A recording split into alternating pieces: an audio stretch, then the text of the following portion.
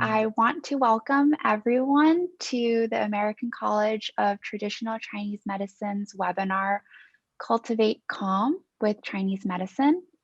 Let's see if we could get the slides up. Perfect. Next slide. I just wanted to first introduce myself to everyone. I'm Dr. Rachel Lam. I am a graduate from ACTCM's doctoral program and also a licensed acupuncturist at Anchor Acupuncture and Wellness in San Francisco. I am very excited to be putting this together with our guest speaker today, Dr. Lana Farson. With everything that's been going on in the world and the increased amount of time that we spend at home, self-care is more important now than ever. And so we wanted to share a bit about traditional Chinese medicine and how you can use it to guide some practices at home to deal with stress and anxiety. One last thing also before we get into the meat of the presentation, I wanted to talk a little bit about our school. Founded in 1980, ACTCM is one of the oldest Chinese medicine schools in the US, and we offer both a master's and doctoral degree in acupuncture and traditional Chinese medicine. We also have many public programs like this one and continuing education courses through our sister school, CIS, which is the California Institute of Integral Studies.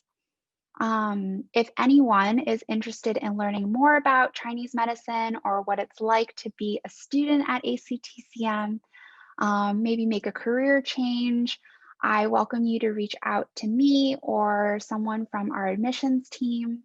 Previously, I was working in tech before becoming an acupuncturist, and I really found ACTCM to be a very nurturing and explorative place for me, with many like-minded, holistic focused people. So it has been a really great experience for me.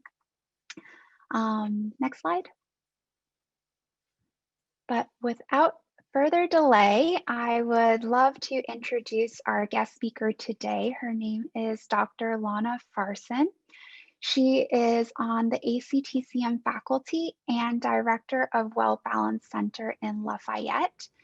She is also an alum of ACTCM, and she completed both her master's and doctorate degree here. She's worked at Kaiser, Highland Hospital, and she's also very passionate about herbal medicine and even has her own herb garden at home.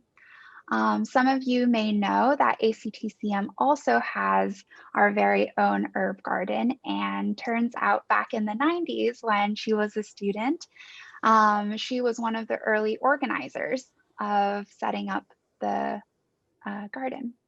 So in addition to teaching at the school, she also teaches a series of workshops on herbal healing and medicine making.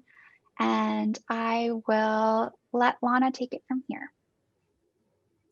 Great, thank you, Rachel. Hi, everyone. I just checked out the chat and I can see lots of you from all different places and really great background. You want to go ahead and advance the slides and we'll get into some of our topics today. So basically, we're going to talk about ways to bring calm into our life. We're going to talk about how Chinese medicine helps with that and how we view calming and how we view stress, and just go over a little bit of the medicine, because as we talk about this one topic of stress or calming, really, I want to teach you a little bit about how Chinese medicine sees balance and imbalance. So whatever the issue is, if it's anxiety or insomnia, anything digestive, any disorders at all or any symptoms at all, we have a lens for looking at it and bringing the body back into a state of homeostasis and balance. And this leads to our best health. Why don't we go ahead with the slides? I'll just keep asking Jamie here to help us out. And let's see. So what is stress? I'm pretty sure we all know what that is in a sense, because we've all had some form of it, right? But basically it challenges our body to respond and to have quick responses and to adapt. And that, you know, stress actually can be positive. There can be like what we call a eustress, which pushes us to grow in many ways, either with our mind or also spiritually. And then when it gets to be too much, it becomes a negative form of stress. And in our medicine, we take a look at that. And one thing with all the symptoms is that how we experience that symptom really depends on where our body's balance is or was in the first place. So for example, if we have just had, you know, coming off of an illness and we're just sort of recovering, we call that being in a state of deficiency. If a new situation comes on, like a common cold or stress, we're going to have the layers, like an onion, of layers of stuff that we're dealing with. And so that's talking about, you know, deficiency cases and then having a new issue come on. And I'll get into the definition of that in just a sec. Otherwise, the other way it can work is that, you know, maybe we have underlying conditions that could be, you know, food stagnation or digestive excesses. And when we get a new situation on top of it, such as our topic today, stress, then that's going to layer things in a little bit different way in terms of the onion, the layers of the onion. So why don't we take a look at that next slide? And we've got yin and we've got yang. So the black and white circle with, it looks almost like a fish swimming. One side is darker and one side is lighter. So the darker side is the yang side. I'm sorry, the yin side, and the lighter side is the yang side. And then in each side, you see there's a little bit of the other. There's a little bit of yang in the yin and yin in the yang. And so what this symbol really just means is balance, that we have, you know, all different things coming together in a way where they're harmoniously represented. And we see the same thing going on here. This is a big part of our medicine to talk about the 5 elements, and they interplay with each other, either in a supportive, generative way with these arrows going around the outside.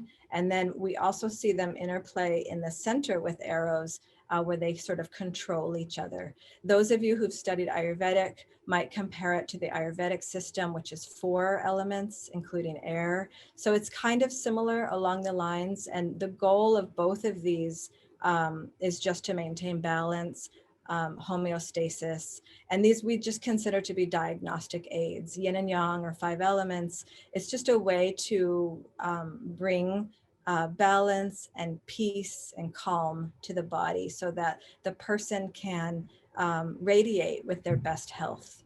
Okay, next slide. So getting onto our topic of stress and how to bring calm and how to relieve it means we talk a little bit about the causes. And so on this slide, I'm just trying to show the causes of stress, but it really could be looking at the causes of any imbalance, any symptom. So it could be the causes of insomnia, for example. So I divided it with Rachel's help. Dr. Rachel helped me work on this. So excess cases, deficiency cases, and then mixed picture cases. And so what that means is that when we talk about an excess situation, we're talking about something being stuck. So every disorder or every symptom could have an excess component where it's just not flowing, it's tense, it's stuck. And in terms of stress, what that would look like is either what we call qi stagnation, which is our lightest level of disease. Qi is the first thing affected. And that could be like tight emotions or tight belly or tight muscles. And then if it gets more serious, all the diseases, when they get more serious and move from a simply qi level, for example, they could go into the blood level. And this is a little bit more involved because it's involving the physical tissue and not just our the lighter aspects of qi. It involves our physical form. And in the case of stress, it could also lead to physically seeing that the body is creating stagnation, such as with PMS or menstrual pain, that kind of thing. So that's the first thing, is excess. And then remember, with every disorder or symptom that you'd like to treat in yourself or others, you're also going to look at another aspect, which is there any deficiency in the body? And so when we say that, we're talking about all of our reserves, all of our resources in our body. And in Chinese medicine, we call those the qi, the yin, the blood, and the yang, right? So that's what sustains life.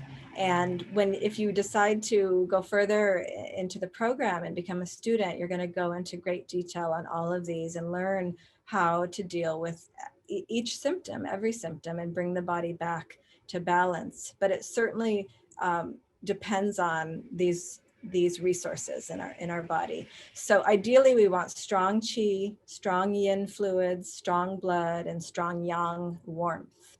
When we are low on any one of these, we can start to get symptoms, and these symptoms will help us figure out, oh, okay, is the stress actually related to one of these deficiencies? So for example, if a person who's got anxiety, waking up at 2 a.m., feeling stressed out, also is really dry mouth, dry eyes, dry nails, dry tongue, dry skin, then you can see it would match a little bit here to the yin deficiency, because yin for us is moisture. Or maybe they're also cold, right? So then you can see it might line up with yang deficiency. And when we put all these together, we put 2 and 2 together, we start to create a pattern. Then we have a really good high chance of rectifying the situation and bringing that symptom back into balance, along with other symptoms too. Generally, when we give treatments, people usually state that other things they hadn't even complained about have gotten better. And the reason is that it's all interconnected. It's all considered to be a pattern, right? So in our medicine, we don't just treat a symptom, like a single symptom, like stress, for example, is a single symptom. We're looking for, well, in this person, that stress, what else is it linked up with? What other symptoms do they have, so I can treat it correctly? And that means we could have 10 people come in our office, each complaining of stress, and each of the 10 people might get a different treatment, right? And I know Dr. Rachel has seen that as well. So finally, in the slide that she's prepared here, is we see a mixed presentation. So this is probably possibly one of the most common situations, is that we see both excess and deficiency at the same time. But as you go through your studies and years in it, you get really good at it, and it makes sense and it's easy. In the beginning, it can be a little confusing because, with a sort of a beginner eye, it's like everything kind of looks the same in a way. But one of the beauties of Chinese medicine as a system is that it's so ever careful and detailed and attentive to each little tiny thing. So for example, as practitioners, when we get a phone call from a client, we're really attentive to, what does the voice sound like on the phone? Did they sound angry, or were they kind of whining a little bit, or was it a little bit more breathy or kind of gurgly, like deep, sort of like a drum resonant? So all of these are clues. We're already starting to figure out, maybe there's a little bit of a metal element thing there, right? And then by the time people are coming into our office, even when we see them, we're looking for clues. We're looking for color variations, around the eyes. This is a really great place to look and diagnose what color is around the eyes, what color is around the mouth.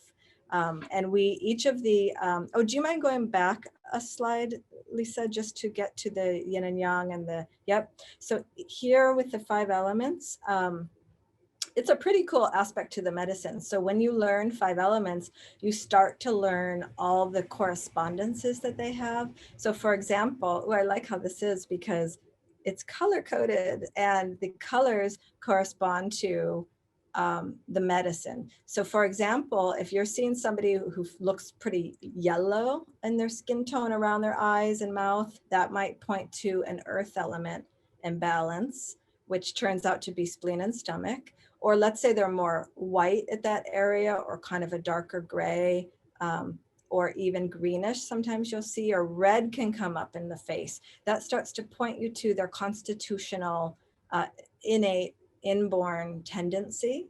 And then that's one of those layers I was talking about of the onion that we always want to pay attention to. So more on that in one of our classes, which will be, Rachel, where do we have a class like that? Can you let me know? Is it intro to Chinese medicine, where we get the basics? We have a course called Foundations, and that's That's where a lot of that is covered. Yeah, Foundations of Chinese Medicine is the basics, and a really great course to just get down all the important nuances in the beginning that you can layer your work upon. Okay, so let's advance, I think, 2 slides now forward. Thank you, Lisa. Okay, so here's some of the aspects of healing with traditional Chinese medicine. So I know that all of you are really interested in healing, and probably you're all healers yourself in various ways. And so in our field, in our medicine, we have different specialties. So for example, on the top left part here, we've got herbal medicine. So we've got over 340 herbs that are regularly used in our apothecary, in our pharmacopoeia. And, you know, some of them are really common, and you might know some of them, right? You know things like mint and orange peel, and some of the cooking spices like nutmeg and cardamom. These are all part of the medicines, right? And then some of them are strictly really more on the medicinal grade. And, you know, there's just so many beautiful ways that we can use those herbs. So you can take them by mouth. They can be medicines in that way, and like pills or powders or tinctures or capsules. And then we have a bunch of amazing things we can do that are super fun to do on the skin externally, or breathing steams. And so we've got classes that go into all of that. And then I think what we'll do is we'll talk about that more in detail right now. And then after that, the plan is we're going to talk also about acupuncture and body work, which is on the top right. And then we'll talk about lifestyle, which is the bottom right. And then we'll also talk about a specific aspect of lifestyle, which is the diet. And so healing foods and all of that. If we match it up with the yin and yang, if we match it up with the 5 elements and people's chief complaint, then we can get a lot of healing. Yeah. So unless you want to add anything, Dr. Rachel, we'll go on to the next slide, which is here. Yep. One more. Thank you. Yeah. So here's an example of, so this is one of my cooking pots I use in my kitchen, and I make herbal broths, or you could make a chicken broth, right? And so, you know, typically a person, when they're making a broth, they start with water and maybe some bay leaves, right? And I like to start adding some of my medicines. So we've got goji berries here, which it's red, and that tonifies the blood. A lot of red things do. You see another red one over here. This jujube tonifies the blood. We've got 3 types of mushrooms, and the white one tonifies the lungs, which relates back to our 5 elements, the metal element being for the lungs. We've got shiitake mushroom, or a dried similar shiitake, and also a black wood ear for the kidney, because black is for the kidney. And then this happens to be lotus seeds and also some seaweed. So those are things that I'll go ahead and cook up. Actually, I just did one last night, and it's just a great way to do food as medicine. Here on the top right, this is the type of scale I use at my office. I was trained on a traditional Chinese scale, but of course we also use Western digital scales. And this is a formula called Guizhitang. It's the cinnamon and peony formula, which is, it's useful for loads and loads of syndromes, but basically it strengthens immunity and warms people up with cinnamon, strengthens the heart. It's really for cinnamon type people. So there are people actually that really resonate and respond to cinnamon. And we have a whole host of cinnamon formulas that would address their constitution. So I'll just go in a circle. Am I talking too fast, Rachel? Let me know. Okay, I don't think I am, but so down in the bottom right, this is just from one of our workshops of medicine making. So mortar and pestle, we also use modern day grinders. We do infusions in water, glycerin, alcohol, oil, you name it. We've got all kinds of things that we make, and it's super fun. I bet a lot of you do that. I'd be interested in the chat. If any of you make anything cool, you could write it in there and I'll read that. Or we could do a poll. Okay, so the bottom left is just showing you like powders, capsules, pills, tinctures, like you name it, we can make it. And, you know, I treat lots of little kids, babies, all the way up to geriatrics. And I always find something that the person can resonate with. Yeah, so this is all a little look into herbal medicine, and then we can go up one more slide. Lisa, thank you. Okay, so specifically back to our topic, herbs for stress. Rachel and I thought a lot about this, how to sort of present, you know, in an easy, simple way, something that you could take home and from this webinar and use easily. And these three, I think, are kind of universal for most people, can tolerate them really well, and they're gentle. So the first one you totally know, right? It's roses.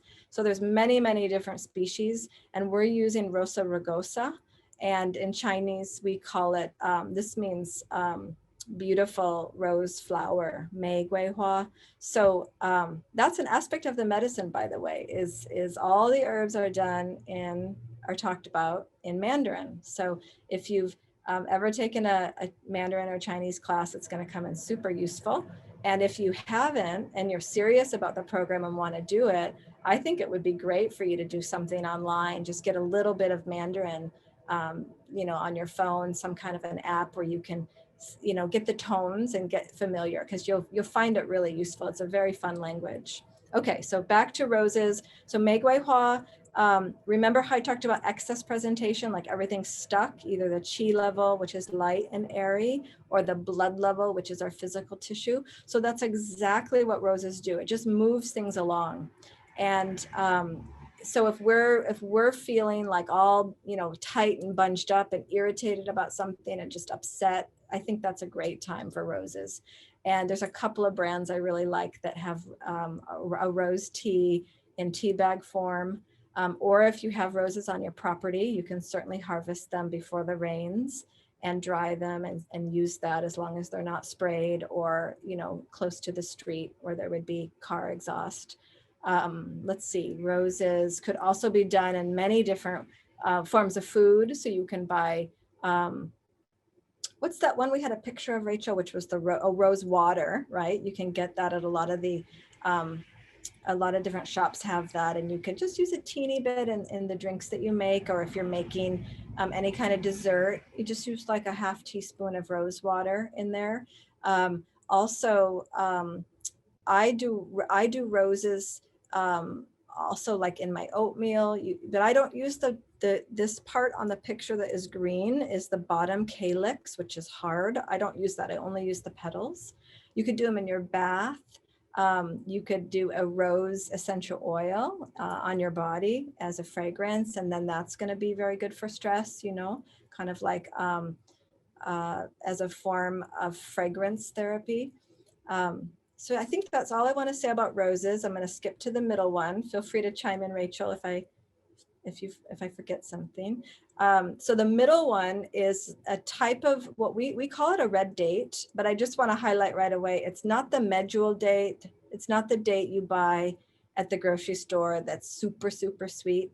Oh, Lisa asked a question. Yep, it's jujube, exactly. So it's called, if you can write that to the whole group, that would be nice, because it could say jujube on here. We call it red dates, but it's a jujube date. Recently, we've been seeing them in our area at, you know, some of the outdoor markets. And we call it da zao, which means big date, or hong zao means a red date. So this is good for a deficiency presentation. It's got a lot of iron, which you can see. right here in the color of it. And it's very good for people who have low hemoglobin, low hematocrit, like they're possibly anemic, or they're just deficient in general, and especially with their blood and their chi is a little bit weak or deficient. And so the first function, it says here, it tonifies the spleen and stomach chi. So that means the energy or the chi associated with the earth element, which is remember, it's the yellow colored element. It's for spleen and stomach. And generally people could be like a little bit fatigued easily, or have digestive issues if that's the case. Secondly, all the red color, you can see it nourishes the blood. It doesn't move it like rose. Rose moves it and gets it, and it's sort of like makes it exercise or something. Whereas red dates nourish it and make more of it and make it more mineralized. And when we do that, the heart becomes happy, you see? And when the heart is happy, the spirit is calmed. So this medicine is really mind, body, spirit medicine. And we're using the body, the physical tissue, like the spleen, to create a healthy environment for the mind and also for the spirit, you see? And then thirdly, we've got our third category here. We're talking about reishi mushroom, which we call lingzhi, which is a type of spiritual name. And this is really great for a mixed presentation of stress. So we've got two functions as well. It tonifies and calms the spirit, but it also can nourish the blood. And actually, I think it's a third one here that's just basically it's good for a detox. So mushrooms in general, food mushrooms, this is also a food mushroom. Mushrooms help our body detox. And sometimes that's a way that we can treat that excess stagnation, because we move things along, right? So hope that makes sense. It's a little bit about how our medicine works in terms of herbal medicine. And now we can go on to the next slide and talk about some of the other aspects of the medicine. Okay, so here, oh yeah, so one of the attendees is talking about jujube coming in their CSA box. That's great. So they got it in their part of their kitchen delivery, and yep, that's what it is. You know, you can eat those jujubes just like an apple. Actually, you can just chew into them. They're a little more mealy than an apple, but it's super medicinal. So really great to do. And then I like to cook with them in my oatmeal or broths or in my Chinese herbs. So we're interested in you know, organic. That's what we're interested in. And we've got so many different contacts throughout the United States and in other countries where we have access to very high quality herbs, no pesticides, you know, no heavy metals, locally grown. That's why I got interested in the gardens and growing my own Chinese herbs, so that I could guarantee the quality. Just let me know, Rachel, if my internet becomes unstable. I think I got a little message, but I think it's good so far, right? Yeah. So let's see. Now we're going to talk about acupuncture and body work. And there's a lot of different aspects to acupuncture. So we're up here in the top right-hand corner. And so acupuncture, of course, involves these thin little tiny needles, which are almost more like a pin. They're not hollow. They're actually solid, and they're very, very thin. They're almost just like, you know, like a hair on your head or something. They're very, very thin. And most people feel that it's super comfortable, and it just feels like a little bit of a mosquito bite, you know. So it's something that, you know, is really brings a great feeling for people, adults, as well as kids. And gotcha. So gua sha, I want to show you a couple of my gua sha tools. Cupping, I'll show you what those look like. And then, you know, there's also different types of massage. Here we've written down about Tui Na massage. And of course there's moxibustion. You see, there's so many different things. I'm not sure we have time to talk about everything, but these are the modalities: 7-star hammers, plum blossom hammers and needles, We do a little bit of light electrostim, like a TENS unit. And can you go ahead and advance the slide? Let's see what we've got there. Yeah, I'm trying to catch up on the reading there, but it's okay. So here's, for example, so we've got acupuncture needles here in her hands and on her wrist. And this is a treatment here for the head and the belly. We're treating her belly and we're treating her and headaches. And that's because the channels that go to the head and go to the belly also traverse here at her hands and wrists. On the top right, I wanted to show you this. It's called a moxibustion stick. And we have an herb in there called Artemisia. And it's a very special herb that has a special essential oil. And when that's wafted near the body can pick it up, and it's for pain. We use that to get rid of arthritis. Here we have a demo on the bottom left, which is cupping. And this is for muscle strain and pain. And you probably all saw, what was it, that famous swimmer who had cupping marks every time he, I can't remember the name, but if somebody writes it in the chat, that would be nice. So a lot of the athletes have been using cupping for a while, and that's part of, that's originated in traditional Chinese medicine. Oh, Michael Phelps, that's right. Thank you everybody. And then the last one here is this is a gua sha tool, and I'm doing a particular type of massage on her with the tool, and that's to help her lungs get rid of phlegm and stagnation. So it's a great method. Okay, so next slide would be great. So we'll just quickly show you, there's a point here between the eyebrows, which is calming. That would be lovely to press it. You could do that right now with me if you want, just with your thumb. You just take it right up there, and I'm just kind of almost like rolling it from my nose bridge up my, yep, that, just like that. And that's a way to calm down. So, or you can even do it in a downward fashion like this, maybe with your thumb. And either way, I usually do it this way. It's also calming. And then we have a foot point that's calming. Let's see the next slide.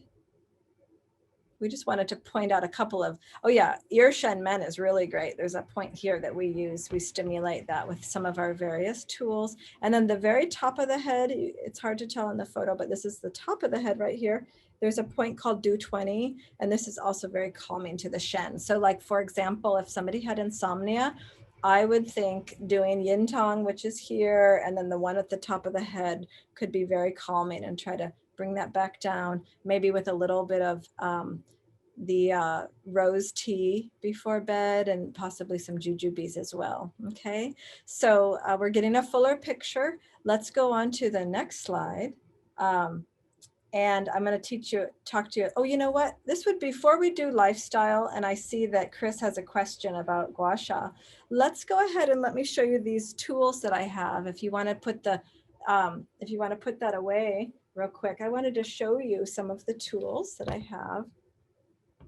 And so these are some of the Thai herbal tools filled with herbs. I've got lavender in here. We steam them like you're steaming spinach or something. We steam these, and then when they're nice and hot, we can do a little massage on the shoulders with that. And then I've got a couple of tools that I wanted to show you. Here's the fish that you saw earlier. I also use crystals in my practice, and this one has I use the points for people who don't want needles. I do crystal therapy on their points. My favorite tools are the ones that are made of copper, because copper conducts energy, just like copper's all in our walls, right, for our electricity. So I also collect various copper coins because I like to do massage techniques. I'm going to show you one of them. So I think I'll show you, here's another interesting shape. I'm going to show you with my fish.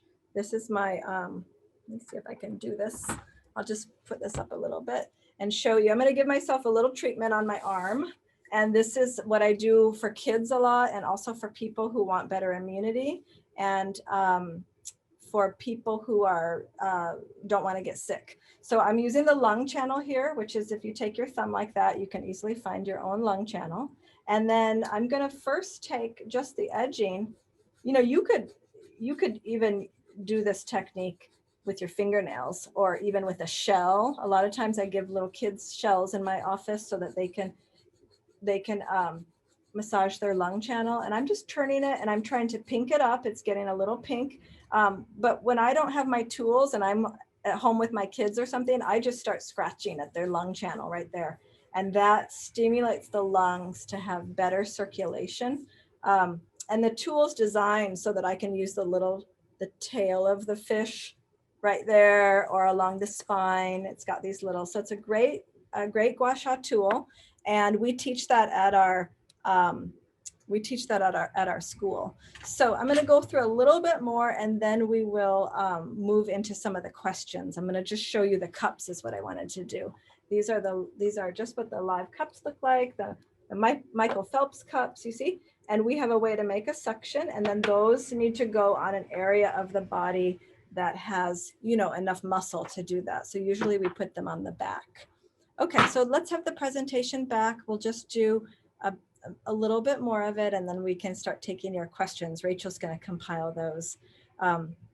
Great, thank you. So I wanted to speak about lifestyle.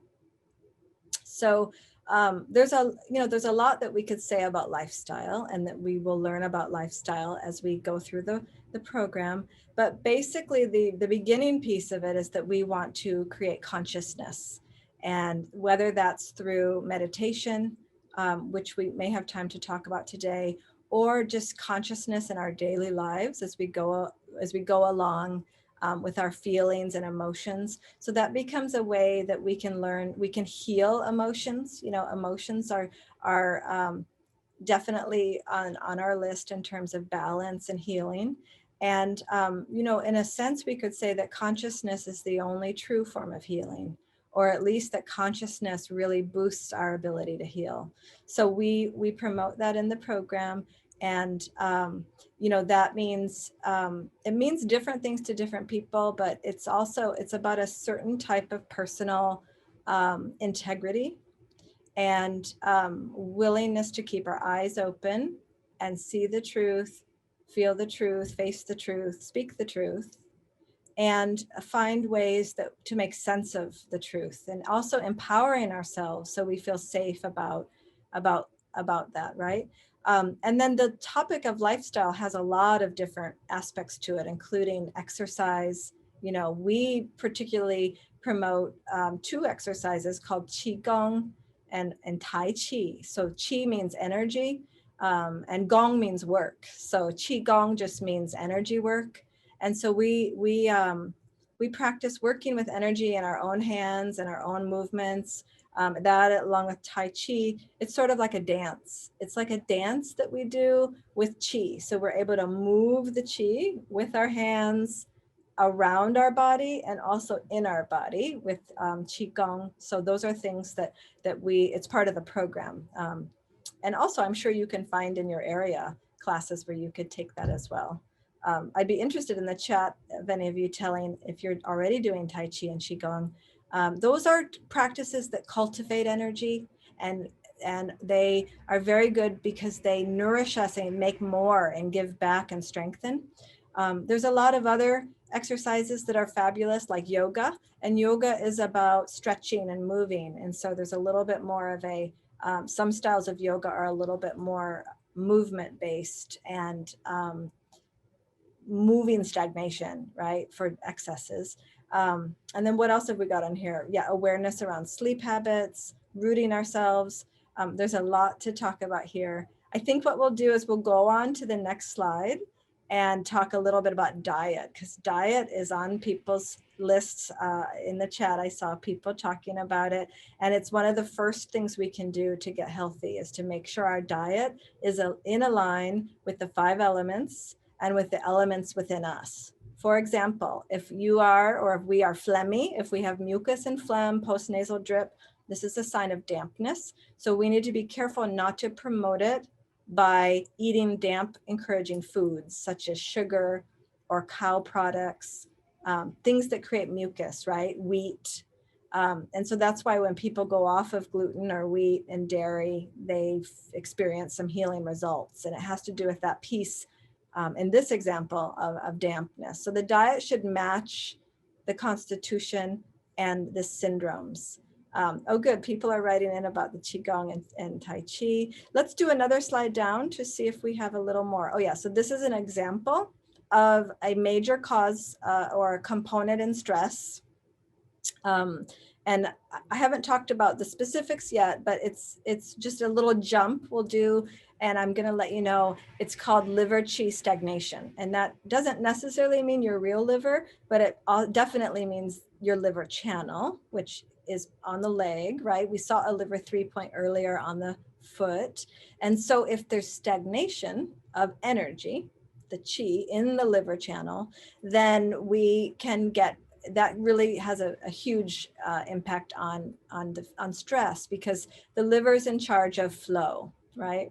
So a good flowing liver would be sort of like a person dancing into the room and saying, hey, everybody, you know, how's it all going? And sort of sharing love and being very open and connecting. And when we have liver qi stagnation, we're much more like angry and irritable, and we kind of stomp into the room and, you know, so this is what I'm talking about. And then here we've listed some foods. So these are examples of food as medicine, about how it could be herbs or acupuncture, but it also could certainly be getting the foods aligned with what can help the underlying cause of the problem. So for example, rosemary, orange peel, these kind of things. Yeah. So let's see what our next slide is.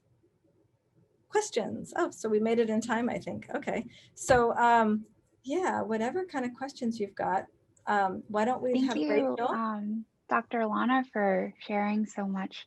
I think it's really, I think one of the main takeaways from this presentation really is how personalized the medicine is. And even with something as broad as stress, everyone experiences it. They may experience it in their own way, and finding solutions using Chinese medicine is very personalized to their presentation. So I hope each of you learned a little bit. Maybe we're able to identify with an excess case or a deficiency case, and kind of have some tips for how to best treat your own presentation. I'm looking through the questions a bit, and one of the ones that a few people have been asking is just where might be a good place to get herbs, how to like start thinking about maybe even growing them, or can you speak a little bit about that? Oh, sure. That's a great question.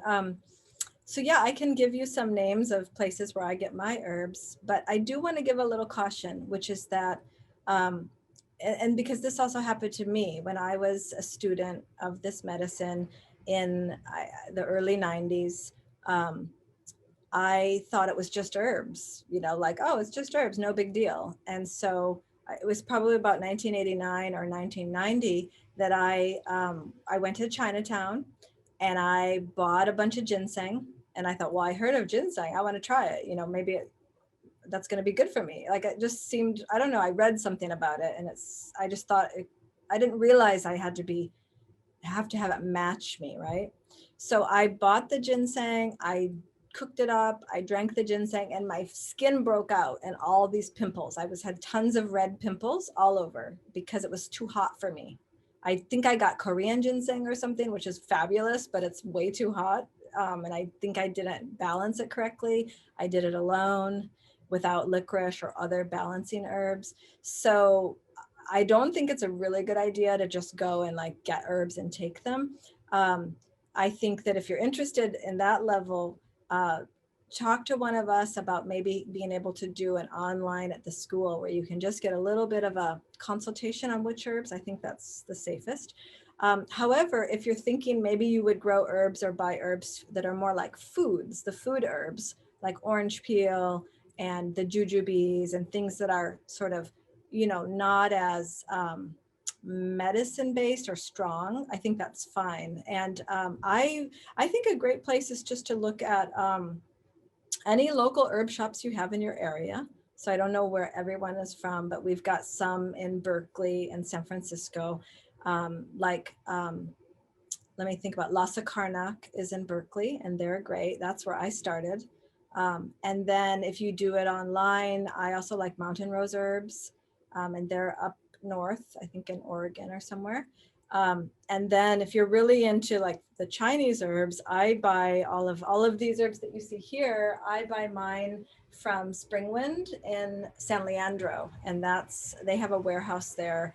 And I don't know if, I think actually online they do sell to non-practitioners. They have a spot where they just sell the food herbs. So they're this, non-medical, but just, like safe for everybody herbs.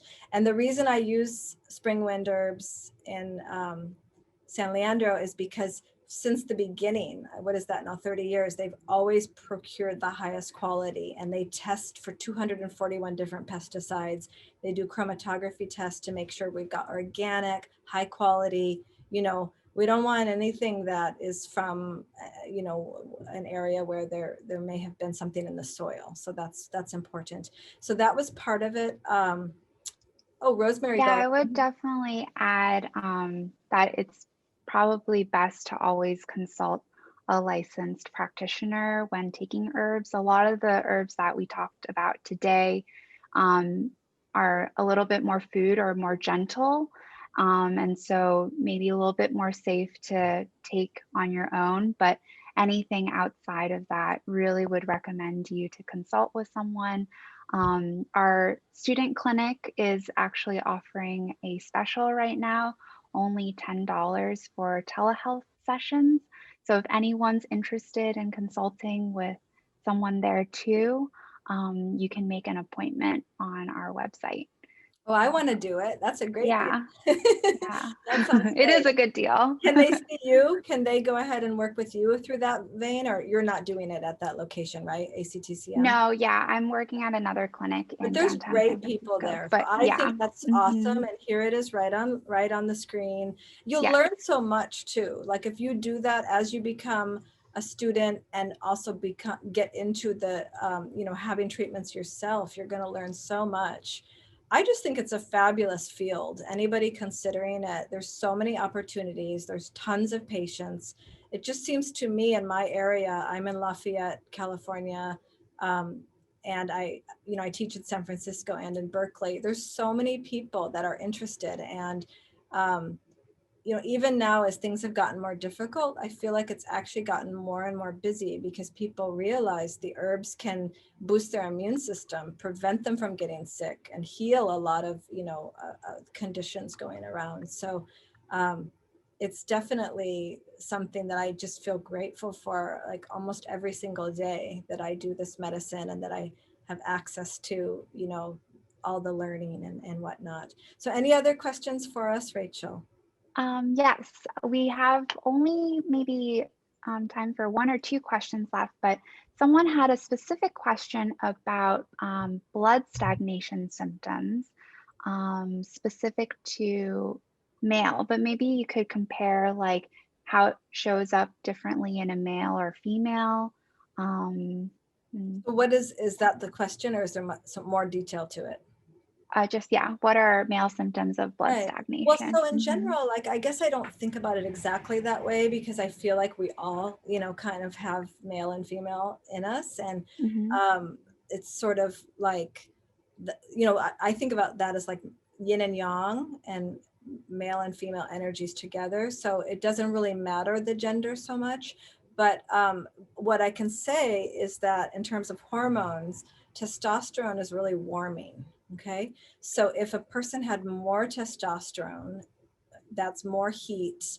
That heat, if there was some issue with the balance, then the heat tends to dry the blood and make the blood sticky. So like in a more testosterone based person, I think that would show up as varicose veins around their knees and legs. I always check out the legs on people to get a sense of how their blood is doing and how their heart is doing. Because the heart being way up here, right? If you think about it, in order to tell how the heart is doing, looking at the toes and the feet and the legs, which is the furthest part away, gives you a sense of the heart's ability to push, right? To push the blood. So when the blood gets sticky, because it's a little bit overheated, it tends to show up as varicose veins and varicosities, maybe in hemorrhoids.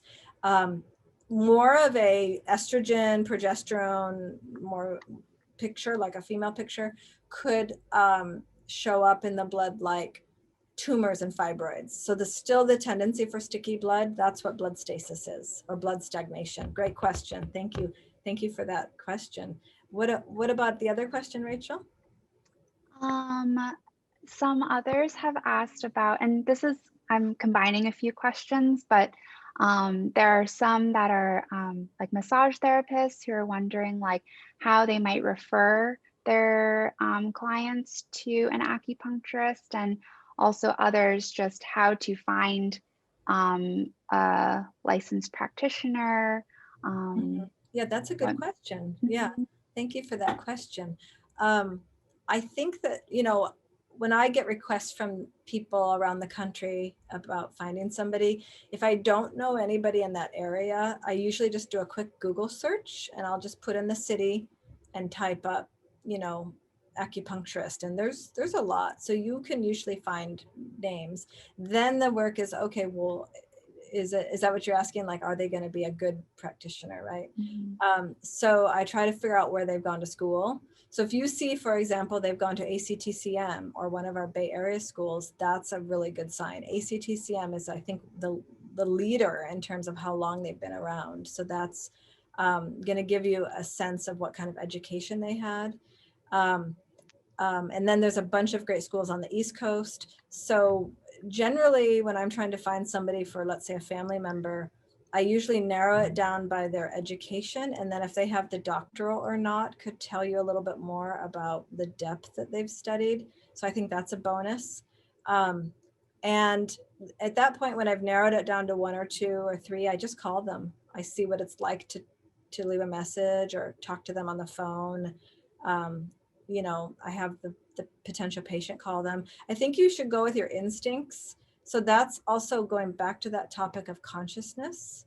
And consciousness is connecting to our own internal instincts and intuition. So when you're on the phone with somebody and you feel good about it and you like the voice, right? You like how they sound, you like the pace, it's your instincts clicking in that this works for me, it's healing for me. But if you talk to them on the phone and it doesn't seem quite right to you, I think that's really important to connect to those instincts too, and that level of consciousness. I mean, I really think instincts are super healing, and our medicine tries to get people in touch with that. And so speaking of consciousness, we can take maybe one more question, but then I wanted to talk about consciousness in terms of meditation, if you like. But I do see some good questions. Rachel? Yeah, there was one last question. Something that's probably been on a lot of our minds is COVID, Mm. keeping our immune systems up. Do you have any advice or sort of like guidance around how TCM can help with us during this time? Um, That's a great question. Yeah, everybody's asking that question. It's such an yeah. important question. So I do have advice on that. And the first thing I'll say is that, um, you know, Chinese medicine has been treating viruses, especially coronaviruses, for a very long time. This is not our first coronavirus to go around. In fact, when I was working in the Kaiser emergency room, that's when SARS-2 was going around. That's another coronavirus. And it's amazing the type of herbal medicine. I think the herbal medicine is some of the most powerful to prevent viruses, including coronaviruses, including COVID-19, to treat. The ways of treating coronavirus with herbal medicine, with Chinese herbal medicine, is just outstandingly detailed. It's incredible. As a sort of unified team throughout the world, in China and Asia and the United States, we're working on compiling all the whole possible array of formulas that prevent and treat viruses, and specifically coronavirus. And it's amazing the detail, the level of detail for every little tiny symptom and how successful. One of the things I had learned is that, and also it's part of why the rates are so low in Asia, is that their healthcare workers are all required to take Chinese herbs to prevent getting coronavirus. So I can't just say there's like a magic one single herb that will do it. It's very, very specific to the person, to the constitution, right? Deficiency, excess, metal, water, wood, fire, all of that. So there's a lot of different versions for different people. That's why I think it's best to do the consult. But the basics are, in order to not get it, for example, like for sure the masks, and also being careful about what we touch and cleanliness. But then as well, in terms of our internal environment, we don't want dampness. Okay, so coronavirus starts as a damp, cold pathogen, right? So when we first started learning about it, it was last January, and it was a very wet and rainy time and cold time, and that's when the virus thrives. So make sure to keep yourself warm, right? Feet warm, hands warm, ears warm, head when you go out. Don't let cold wind blow in you. All of that coldness lowers our immunity. Then if you come in contact with it, you're more susceptible. If you keep yourself really warm all the way from the feet down, you should make sure that you're well covered, and even with herbs, internally warm. Like, so for me personally, what that means is I'm drinking a lot of ginger and cinnamon tea. Like, I just want to keep myself constantly at a really good temperature and not let myself drop in temperature. And then we have an array of very specific formulas that can prevent it. Like, that can't, if you come in contact with it and it starts sort of exposure, it can wipe that out. They're antivirals, but they're herbs. So that's I think, going back to what Dr. Rachel mentioned, is just working with somebody who has that knowledge. So let's see. Yeah. How are we doing? Unfortunately, that's all we have time for today. But I want to thank Dr. Lana again for sharing her knowledge and really giving us a little glimpse into what Chinese medicine has to offer. If anybody wants to learn more, we mentioned earlier, we encourage you to make an appointment at our student clinic, meet one of the practitioners there, you could do online or in-person visits. And also, if anyone who's interested in learning more, excuse me, about our master's or doctorate programs, you can contact our ACTCM admissions team. There is an upcoming information session on December 7th at 5 to 6, and you can register online for that as well. After this presentation is done, a recording will be sent to all of you. And if there are any questions that you weren't able to get answered today, I encourage you to follow up with us, and we will try our best to get back to you. Thank you, everyone. Thank you, everyone. Yes. Yeah. Stay healthy.